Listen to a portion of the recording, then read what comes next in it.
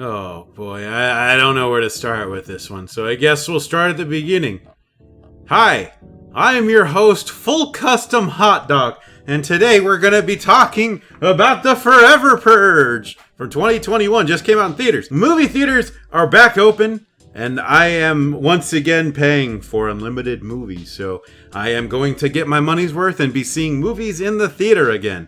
So, what better way to break in that pass coming back than with watching the newest Purge movie, The Purge 5, if you haven't been keeping track. I haven't watched The Purge 4, don't really care. Haven't watched the Purge series, kind of care. I kind of wanted to see that. I heard good things. My problems with The Purge. Oh, man. Well, let's start with what the movie's about, I guess. IMDb says... All the rules are broken as a sect of lawless marauders decides that the annual purge does not stop at daybreak and instead should never end. Now, there's of course a ton of problems with that idea that the purge should never end, but the plot is that, which I think is a really cool setup. Much like every purge, there's a lot of really cool ideas, and then they just sort of go off the rails into some masturbatory political theater, which I'll be talking about later. But the movie opens with a couple illegal immigrants, I guess, sneaking in from Mexico. And they begin to work on a ranch and stuff. And they have their relationships with their boss, the ranch hands and all that. And one of them's working at a meat packing plant, I guess. Played by Ana de la Reguera. She was in Eastbound and Down. Absolutely fantastic. She was also recently in Army of the Dead. So great to see her here as well. Great to see her doing more things. I think she's pretty fantastic. So they go, and the boss hands them their purge money. They go get protection for a night. And this is all in the beginning of the movie. And you're kind of like, cool. The purge has ended. They're safe. And now, the next day, violence is still breaking out. And we realize it's because of a group who has co-opted the purge and wants the purge to keep happening. But it's a group of white supremacists. And the borders to Canada and Mexico are open for 6 hours. So they have to get to one of those borders. They're in Texas, so they're going to be going to Mexico. And so they have to sneak into Mexico with their white ranch co-workers. I don't know. This movie is very politically charged.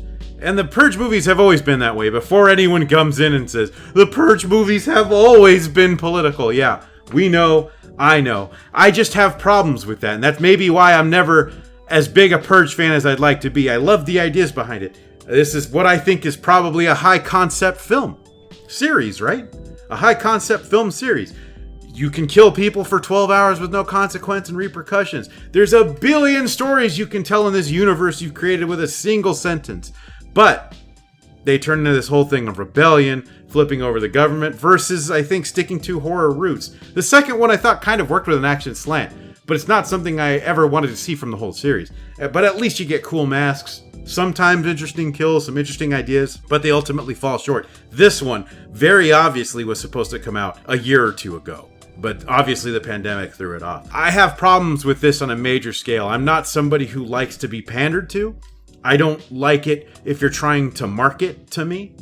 You know, there's that whole thing where you have to trick a dog to eat its medicine. You can't just give a dog its pill or whatever. You have to hide it in its dog food so it eats it. That's me. And most of these things, and I'm getting preachy here. This is a rant video. I'm going to have somebody quality control this one because I don't know what's going to come out of this stupid wiener mouth of mine.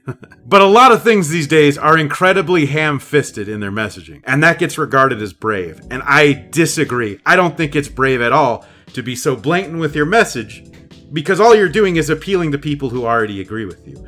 Being subtle, making people come up with those ideas and draw those conclusions on their own, I think that's hard. And I think that's when we love movies that have commentary. I don't think I'm wrong on this. I think films like They Live, while it's a product of its time, the messaging is not so overt. I think it's somewhat subverted. And especially compared to this, and you might be thinking, hot dog, it's very obvious. They're a race of aliens who are taking the form of people, and they're trying to take over the whole earth. And it's obviously this for Reagan or whatever was going on at the time.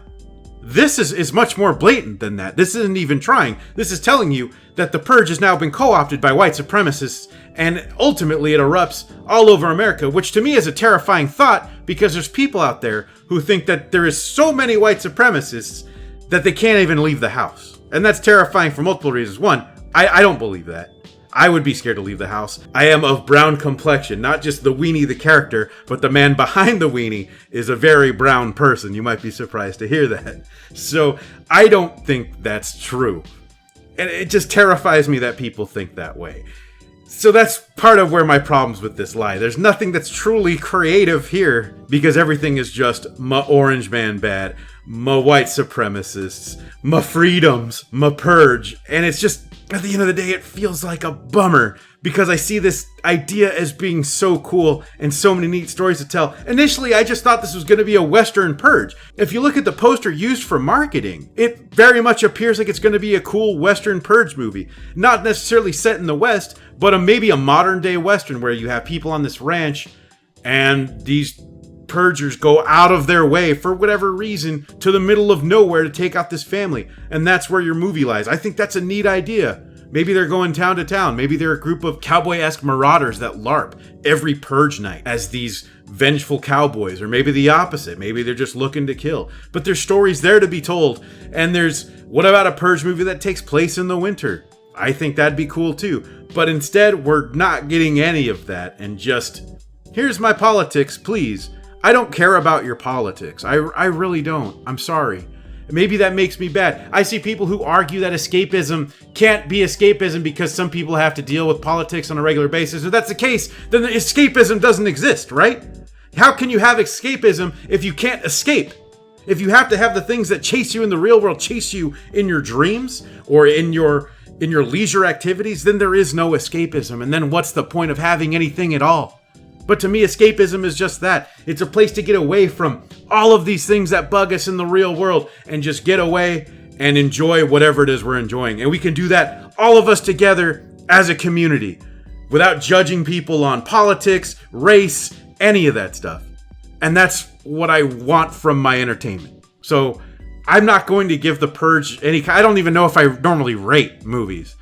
I guess if you're into the Purge movies, this one is fine.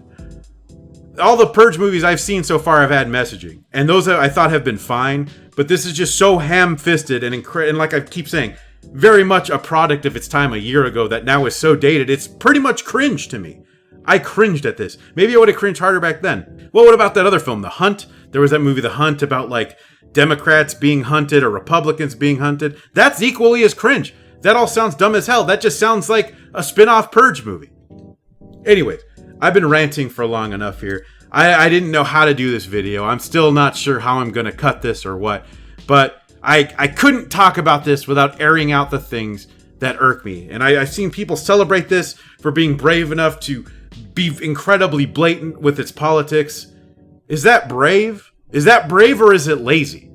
Let me know in the comments. I think it's incredibly lazy, personally. To me, there's nothing creative about that. But, again, I think we could have political films that don't have to beat you over the head with this message and be very subtle and let you draw those conclusions of what the writer think is bad or what the writer is angry at. I've seen people comment, oh man, you could tell he was so angry writing this. And it's just kind of like, well, could he have put in some effort to maybe add, I don't know, subtext? Am I a monster for expecting subtext, by the way? I feel like, am I the bad guy? Because I just don't need everything force-fed to me? All these messages and everything. And again, I don't care what your politics are, but give me something good. Don't beat me over the head with what you're trying to say. Let me connect those dots. Anyways, sorry for the ramble and the rant. I'm your host, Full Custom Hot Dog. You can follow me on Twitter. It's Full Custom Hot Dog without the last O. So thank you all for watching the course. Let me know what you think in the comments. I'm definitely curious to know what you guys think of this. I don't normally get any type of political or soapboxing, as I tend to think, who cares what I think on this kind of level? But I think with our entertainment, it's kind of important. So, let me know what you think. And until next time. If you like what you see, I love what I see. Make sure to hit that subscribe button and the bell for notifications so you can watch whatever comes next. And if you like the music you hear, you can follow me on SoundCloud and Spotify. Check the description for links.